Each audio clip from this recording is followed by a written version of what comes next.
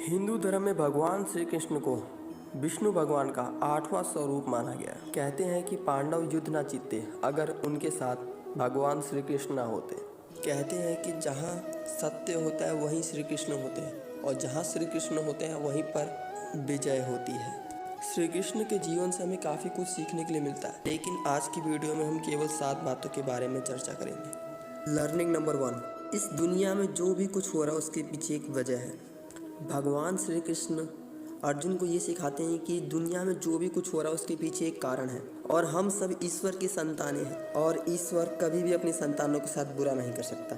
और कभी किसी व्यक्ति के साथ कुछ बुरा हो रहा है तो वो आपके ही कर्मों का परिणाम है जो वापस लौट के आप ही के पास आ रहा है। भगवान श्री कृष्ण ने भगवद गीता में ये भी कहा है कि तुम अपने आप को मेरे को सौंप दो, उसके बाद मैं तुम्हारे हर कष्टों को सह लूंगा। महाभारत में इससे संबंधित एक छोटी सी कहानी है। जब युद्ध शुरू होने वाला था और भगवान श्री कृष्ण कुरुक्षेत्र की भूमि का मुआयना करने गए थे। जब भगवान श्री कृष्ण युद्ध भूमि में खड़े थे तभी एक चिड़िया उड़कर आई और श्री कृष्ण से कहने लगी, युद्ध के कारण यहाँ पर जितने भी पेड़ थे उनको काट दिया गया, जिसके कारण मेरा घोंसला जमीन पर आ गया है, मेरी मदद करिए।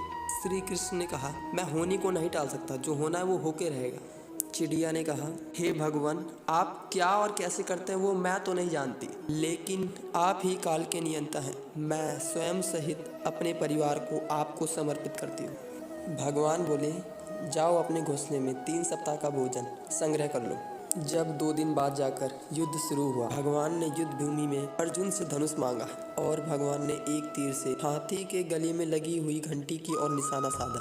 वो घंटी जाकर जमीन पर गिरी। अर्जुन हंसने लगे कि भगवान का निशाना गलत जगह जाकर लगा। अर्जुन कहने लगे, लाओ मैं निशाना लगाता हूँ। भगवान कहने लगे, निशाना सही जगह जाकर लगा।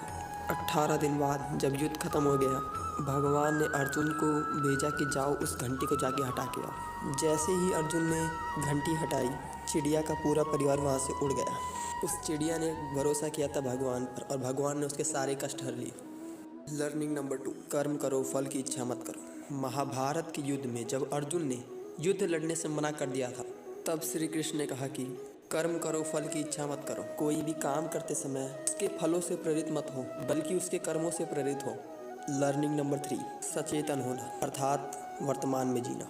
भगवान श्री कृष्ण कहते हैं कि हमें वर्तमान में जीना चाहिए, भविष्य की कल्पना नहीं करनी चाहिए। महाभारत के युद्ध में एक बार द्रौपदी श्री कृष्ण के पास आई और उन्होंने कहा कि पितामह भीष्म ने प्रतिज्ञा कर ली है कि कल मेरे पतियों को वो मार देंगे। श्री कृष्ण ने कहा, घबराओ मत, तुम एक काम करना, जाकर उनके शिविर में उनको प्रणाम कर लेना। जब द्रौपदी उनके शिविर में गई और उन्होंने पितामह भीष्म को प्रणाम किया, जैसे ही प्रणाम किया वैसे ही पितामह भीष्म ने कह दिया, सौभाग्यवती भव। पितामह भीष्म भूल गए थे कि उन्होंने 5 पांडवों को मारने के लिए शपथ ली थी।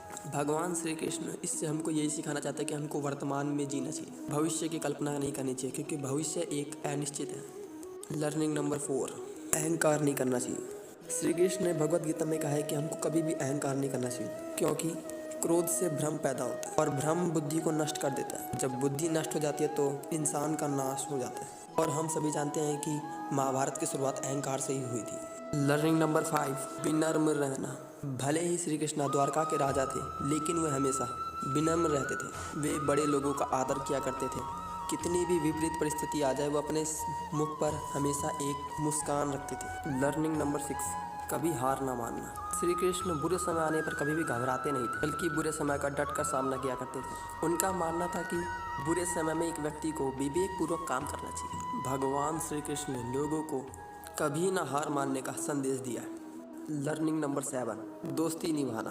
भगवान श्री कृष्ण और सुदामा की दोस्ती को कौन नहीं जानता। यह दोस्ती केवल प्रेम का कारण नहीं थी, बल्कि एक दूसरे के आदर करने के कारण ये प्रसिद्ध हो गई है। भगवान श्री कृष्ण हमको यही सिखाते हैं कि हमको दोस्ती पूर्ण रूप से निभानी चाहिए। दोस्तों, उम्मीद है कि आज की इस वीडियो से आपने कुछ ज़रूर सीखा होगा, तो इस वीडियो को ज़रूर लाइक करें और चैनल को सब्सक्राइब करें।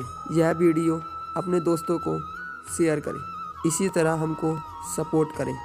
अगर आपने विवेकानंद और गौतम बुद्ध की पिछली कहानियाँ नहीं देखी है तो link in the description box, आप वहाँ से जाकर देख सकते हैं। चलिए मिलते हैं ऐसी ही एक अनदर वीडियो में, तब तक के लिए धन्यवाद।